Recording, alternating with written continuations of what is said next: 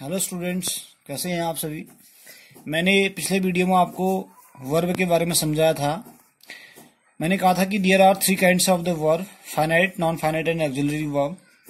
Finite verb को मैंने 3 parts में डिवाइड किया था, जिसमें बताया था कि पहला पार्ट इसका जो है ट्रांजिटिव वर्ब, दूसरा इंट्रांजिटिव, तीसरा लिंकिंग एंड चौथा फ्रेजल वर्ब। आपको ये 4 मैंने फाइनाइट वर्ब्स के डिवाइडेड करके क्लासिफिकेशन इसका लिखा हुआ था। आज मैं आपको अब ये जो फाइनाइट वर्ब है इसको समझाने जा रहा हूं। जो इसके 4 पार्ट हैं, 1 बाय 1 इसको हम डिस्कस करेंगे नेक्स्ट सिलेबस में। हमने जो पहला आपको इधर बताया था finite verb, FINITE finite, VERB verb, finite verb, जिसको मैंने 4 पार्टों में बांटा हुआ है। मैंने कहा है कि पहला पार्ट इसका है ट्रांजिटिव, दूसरा इसका पार्ट है इंट्रांजिटिव एंड थर्ड पार्ट इसका है linking verb, LINKING linking, VERB verb, and final part है इसका phrasal verb, FRASAL phrasal VERB verb. ठीक है, तो 1 बाय 1 इसको हम डिस्कस करेंगे। पहला है आपका इसका part transitive verb, TRANSITIV transitive VERB verb. Transitive verb क्या होता है? जिस वर्ब के साथ किसी ऑब्जेक्ट का प्रयोग किया जाता है, यानी कि यूज ऑफ ऑब्जेक्ट, यानी कि ऑब्जेक्ट के बिना ये पूरा पूर्ण नहीं माना जाता। कहने का मतलब क्या है? जिस वर्ब के साथ किसी ऑब्जेक्ट का प्रयोग किया गया हो उसे ट्रांजिटिव वर्ब कहते हैं। इसको हिंदी में बोलते हैं सकर्मक क्रिया। जैसा कि आप इसको देख रहे हैं, सकर्मक क्रिया बोलते हैं, सकर्मक क्रिया, यानी कि क्या है? ट्रांजिटिव वर्ब, यानी कि यूज ऑफ ऑब्जेक्ट। जिस वर्ब के साथ किसी ऑब्जेक्ट का प्रयोग किया जाता है उसे ट्रांजिटिव वर्ब कहते हैं। जैसे हम एग्जांपल में लेते हैं, मैंने लिखा Ram, WRITES writes a letter, यानी कि इसका मीनिंग क्या हुआ हिंदी में? राम एक पत्र लिखता है, यानी कि इसमें क्या है?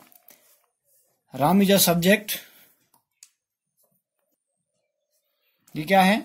सब्जेक्ट है, एंड ये राइट्स यानी कि क्रिया वर्ब है, लेटर ये ऑब्जेक्ट है। ठीक है, कहने का मतलब क्या है मेरा कि ट्रांजिटिव वर्ब वो वर्ब होती है जिसमें हम किसका प्रयोग करते हैं? ऑब्जेक्ट का प्रयोग करते हैं, यानी कि यूज ऑफ ऑब्जेक्ट। एग्जाम्पल क्या है? राम राइट्स अ लेटर, यानी कि राम एक पत्र लिखता है। तो इसमें किसकी आवश्यकता है? यानी कि सेंटेंस किसका प्रयोग हुआ है? ऑब्जेक्ट का भी प्रयोग हुआ है। इसको हम क्या बोलते हैं? ट्रांजिटिव वर्ब बोलते हैं। नंबर 2 है आपका intransitive verb, INTRANSITIV intransitive VERB verb. Intransitive verb ठीक इसका उल्टा है, यानी कि विदाउट यूज ऑफ ऑब्जेक्ट, यानी कि बिना ऑब्जेक्ट के भी ये क्या, इस सेंटेंस में क्या है? जिस वर्ब के साथ, यानी कि इंट्रांजिटिव की डेफिनेशन क्या होती है? जिस वर्ब के साथ किसी ऑब्जेक्ट का प्रयोग किए बिना ही सेंटेंस का मीनिंग जो है, अर्थ जो है, वो पूर्ण रूप से समझ में आ जाता है, उसको हम क्या बोलते हैं? इंट्रांजिटिव वर्ब बोलते हैं, यानी कि विदाउट यूज ऑफ ऑब्जेक्ट। ऊपर वाले में क्या था? यूज ऑफ ऑब्जेक्ट, यानी कि ऑब्जेक्ट का प्रयोग किया जाता है। इधर क्या है? विदाउट यूज ऑफ ऑब्जेक्ट, यानी कि बिना ऑब्जेक्ट के प्रयोग के भी एक क्या है? एक मीनिंगफुल सेंटेंस बना देता है। इस ऊपर वाले सेंटेंस को ही देख लेते हैं हम। जैसे हमने लिखा था क्या? राम राइट्स अ लेटर लिखा था, ठीक है ना। अब हम इंट्रांजिटिव वर्ब को अगर समझना चाहते हैं, अगर मैं लिख देता हूं इधर पर एग्जाम्पल देखो, राम LAUGHS लाफ्स, यानी कि राम क्या करता है?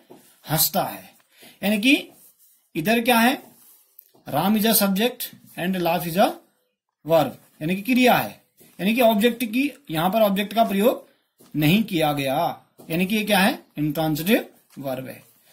तीसरा हमारा जो है, थर्ड वाला जो इसका पार्ट है, यानी कि जिसको हम कहते हैं, जो थर्ड पार्ट है हमारा, वो है आपका लिंकिंग वर्ब, यानी कि हिंदी में इसको हम बोलते हैं हिंदी में इसका प्रयोग अगर लिंक का मतलब होता है जोड़ना, ठीक है ना। संयोजन क्रिया भी कह सकते हैं हम इसको, संयोजक क्रिया, संयोजक क्रिया यानी कि जोड़ने वाला, ठीक। Linking verb. लिंकिंग वर्ब क्या होता है? जिस वर्ब के अर्थ को पूरा करने के लिए किसी शब्द यानी कि कॉम्प्लीमेंट का प्रयोग करना पड़े उसे लिंकिंग वर्ब या वर्ब ऑफ इनकम्प्लीट प्रिडिक्शन कहते हैं। कहने का मतलब क्या है? जिस वर्ब के अर्थ को पूर्ण करने के लिए किसी शब्द यानी कि कॉम्प्लीमेंट का प्रयोग करना पड़े और उसे लिंकिंग वर्ब या वर्ब ऑफ इनकम्प्लीट प्रिडिक्शन कहते हैं। जैसे हम कोई सेंटेंस लिखते हैं, मैंने लिखा SUGAR sugar, TASTES taste, SWEET sweet. तो ये क्या है? वैसे ही मैंने दूसरा सेंटेंस लिखा एग्जाम्पल के लिए, एग्जाम्पल में समझना जल्दी आ जाएगा। TSE the SUN sun is HOT hot, ठीक। तीसरा सेंटेंस जैसे मैं लिखता हूं, यहां पर मैंने लिखा SONIA Sonia was PRESENT present. ये 3 सेंटेंस हैं, इधर से देखना आपको। पहला एग्जांपल ये है, ये फर्स्ट एग्जांपल है लिंकिंग वर्ब का यानी कि शुगर टेस्ट स्वीट। दूसरा एग्जांपल है द सन इज हॉट। पहले एग्जांपल को समझने का प्रयास करना। शुगर और स्वीट के बीच में क्या है वर्ड? हमारा टेस्ट वर्ड, यानी कि ये दोनों वर्डों को जोड़ने के लिए जो यूज में आ रहा है इधर, ये क्या है? हमारा लिंकिंग वर्ब है, ये टेस्ट। दूसरा हमने कहा सेंटेंस में the sun is hot, the sun and hot को कनेक्ट करने वाला क्या है? इज है। तो सोनिया वॉज प्रेजेंट, इधर क्या है? सोनिया और प्रेजेंट के बीच में क्या लगा है? वॉज लगा है। यानी कि जो सेंटेंस को क्या करता है लिंकिंग वर्ब, क्या मतलब क्या बताया मैंने? जिस वर्ब के अर्थ को पूरा करने के लिए किसी शब्द या फिर उसे वर्ब के कंप्लीट प्रिडिक्शन कह सकते हैं, यानी कि जिस वर्ब के अर्थ को पूर्ण करने के लिए किसी शब्द यानी कि कॉम्प्लीमेंट का प्रयोग करना पड़े उसे लिंकिंग वर्ब या फिर वर्ब ऑफ इनकम्प्लीट प्रिडिक्शन कहते हैं। ऐसे कई सारे एग्जाम्पल हैं, जैसे हमने लिखा सी लुक्स, CLOOKS लुक्स, HAPPY। तो इसमें क्या है? सी और हैप्पी के बीच में क्या है? ये कनेक्टर है, यानी कि ये क्या कर रहा है? इसको लिंक कर रहा है, यानी कि इसको हम क्या करेंगे? लिंकिंग वर्ब कहेंगे। ऊपर देखो ये सोनिया वॉज प्रेजेंट है, ये वॉज क्या है? फिर लिंकिंग वर्ब है, लिंकिंग वर्ब है। इधर देखो, इधर क्या लिखा है? शुगर टेस्ट स्वीट, ये टेस्ट वर्ड क्या है? लिंकिंग वर्ब है। इधर क्या लिखा है? The sun is hot, the sun और हॉट के बीच में क्या है? इज वर्ड, ये क्या है? लिंकिंग वर्ब है। यानी कि ये कनेक्टर का काम भी करते हैं, यानी कि सेंटेंस में, यानी कि इसका मीनिंग क्या है? जिस वर्ब के अर्थ को पूर्ण करने के लिए किसी एक शब्द कॉम्प्लीमेंट का प्रयोग करना पड़ता है उसे लिंकिंग वर्ब या फिर वर्ब ऑफ इनकम्प्लीट प्रिडिक्शन कहते हैं। नंबर 4 क्या है? नंबर 4 में हमने आपको बताया था,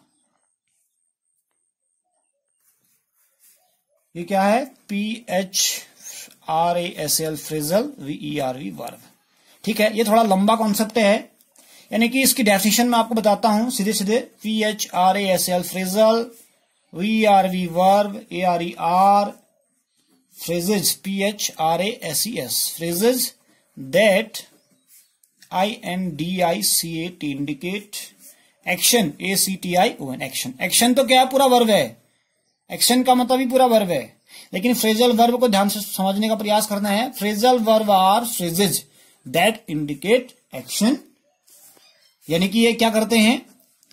एक्शन को इंडिकेट करते हैं, क्रिया को इंडिकेट करते हैं। वर्ब पूरा क्रिया को इंडिकेट करता है। और दूसरा, दे आर जनरली क्या होते हैं? ये दे आर जनरली किस में यूज होते हैं? GNERALLY use in, they are generally use in spoken English. खाली एक हम जो क्या करते हैं इंग्लिश लैंग्वेज में स्पीकिंग का काम करते हैं, स्पीकिंग करते हैं, स्पोकन इंग्लिश में इसका यूज होता है। किसका? फ्रेजल वर्ब का। एंड दूसरा एक चीज में और यूज उसका होता है, जो इनफॉर्मल हम टेक्स्ट लिखते हैं, informal text, informal TEXT text. ये 2 चीजों में इसका प्रयोग होता है, एक तो स्पीकिंग इंग्लिश में और दूसरा इनफॉर्मल टेक्स्ट में इसका यूज होता है।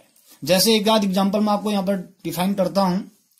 जैसे हमने लिखा PHRASL फ्रेजल वर्ब है कोई, फ्रेजल वर्ब, उसका मीनिंग में मैं यहाँ पर समझाने का प्रयास कर रहा हूं। MEANING मीनिंग, उसका अर्थ जो होगा, तीसरा उसका एग्जाम्पल मैं यहाँ पर एक आपको समझाने का प्रयास करूंगा, एक या दो एग्जाम्पल से आप इसको समझने का प्रयास करना। जैसे हमने लिखा एक वर्ड हमारा फ्रेजल वर्ब का था लुक फॉर, जैसे लुक फॉर यानी कि दूसरा ये क्या रहता है, सिंगल वर्ड नहीं होगा, डबल वर्ड होगा या ट्रिपल वर्ड हो सकता है, दो या दो से अधिक वर्ड जिसको हम फ्रेजल वर्ब में यूज करेंगे। लुक फॉर है, लुक फॉर का मतलब मीनिंग होता है सर्च यानी कि खोजना, SEARCH, जिसको हम सीक भी बोलते हैं इंग्लिश में, SEEK, सीक।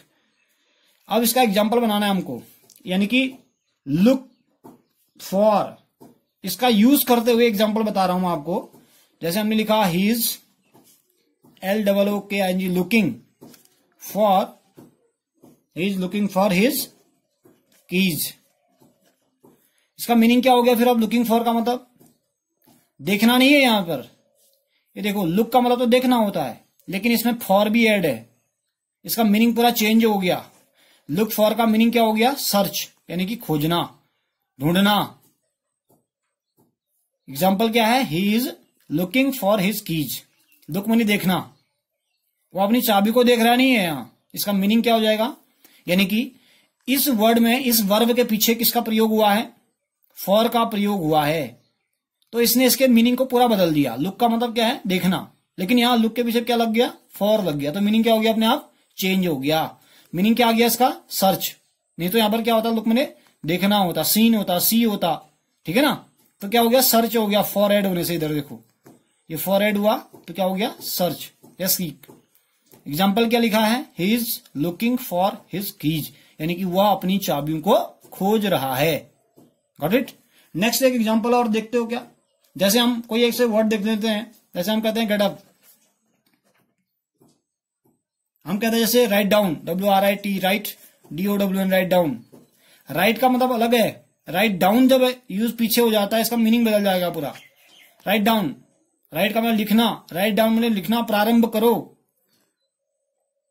उसके बाद हमने कहा जैसे टेक, टेक आफ्टर, यानी कि एक वर्ब के पीछे ऐसे वर्डों का इस्तेमाल हुआ है। Get up, write down, take after, look for, look up भी कह सकते हैं, लुक अप।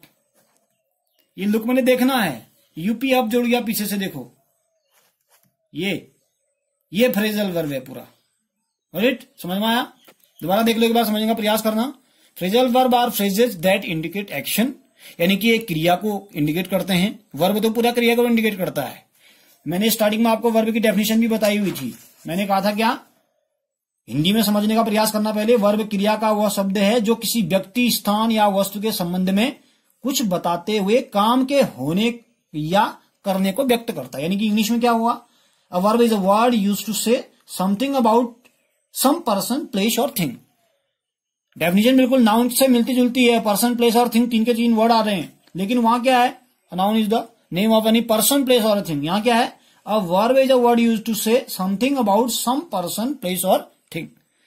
इधर इजी गोइंग है, समझ में आ जाएगा, समझ में बहुत आसानी से आ सकता है। मैंने बोला कि ट्रांजिटिव वर्ब को ऐसे समझना है, सीधे सीधे। डेफिनेशन को याद करने की जरूरत नहीं है। यूज ऑफ ऑब्जेक्ट, सीधी सी बात, सकर्मक क्रिया, यानी कि ऑब्जेक्ट के साथ, इसको हम ट्रांजिटिव वर्ब बोलते हैं, सकर्मक क्रिया हिंदी में। इधर देखो इंट्रांजिटिव वर्ब है, इसको हिंदी में बोलते हैं अकर्मक। मैंने लिखा नहीं है अकर्मक क्रिया, हिंदी में भी समझने का प्रयास करना है। अकर्मक क्रिया, अकर्मक क्रिया यानी कि इंट्रांजिटिव, यानी कि विदाउट यूज ऑफ ऑब्जेक्ट, बिना ऑब्जेक्ट के भी ये काम कर लेता है। हमने ऊपर राम राइट्स का लेटर लिखा था, हम नीचे अगर देखें, इसी एग्जांपल को नीचे लाए हैं तो राम राइट्स लिखा है तो फिर भी काम चल जाएगा। मैंने एग्जांपल बदल रखा है, यहाँ मैंने लिखा है राम लाफ्स, राम हंसता है। ऑब्जेक्ट की आवश्यकता नहीं है। क्यों हंसता है, कैसे हंसता है, कुछ पता तो नहीं है, लेकिन मीनिंग क्या है? कंप्लीट है इधर, इसलिए क्या है? इंट्रांजिटिव वर्ब है। नेक्स्ट थर्ड है लिंकिंग वर्ब, यानी कि संयोजक क्रिया, जोड़ने का काम करता है। सुगर, टेस्ट, स्वीट लिखा है, सुगर और टेस्ट स्वीट के बीच में क्या है? Taste word, verb. दूसरा लिखा है the sun is hot, is a character, यानी कि लिंकिंग वर्ब है। वैसे सोनिया वॉज प्रेजेंट लिखा है, was is a linking verb. Sonia और प्रेजेंट के बीच में वॉज का प्रयोग हुआ है। सी लुक्स हैप्पी लिखा है, लुक्स क्या है? देखना, वर्ब है। सी और हैप्पी के बीच में लुक्स यानी कि लिंकिंग वर्ब है। ऐसे समझना है, थोड़ा फ्रेजल वर्ब को समझने का प्रयास करना है, ठीक है ना? दोबारा लास्ट फाइनल बता रहा हूं, phrasal verb are phrases that indicate action. और दूसरा क्या जनरली किस में यूज होते हैं? स्पोकन इंग्लिश में, और दूसरा इनफॉर्मल टेक्स्ट में, ठीक है? ये फ्रेजल लुक फॉर यानी कि सर्च, सीक, और इधर एग्जांपल क्या है, he is looking for keys. Try करना है, कोशिश करना है, ऐसे सेंटेंस बनाने का प्रयास करना। Transitive verb, intransitive verb, linking verb, phrasal verb, इनका एक बार प्रयास करना है। नेक्स्ट जो टॉपिक रहेगा मेरा वो आपका दूसरा, अभी ये फाइनाइट वर्ब चला है, दूसरे कॉन्सेप्ट में हम नॉन फाइनाइट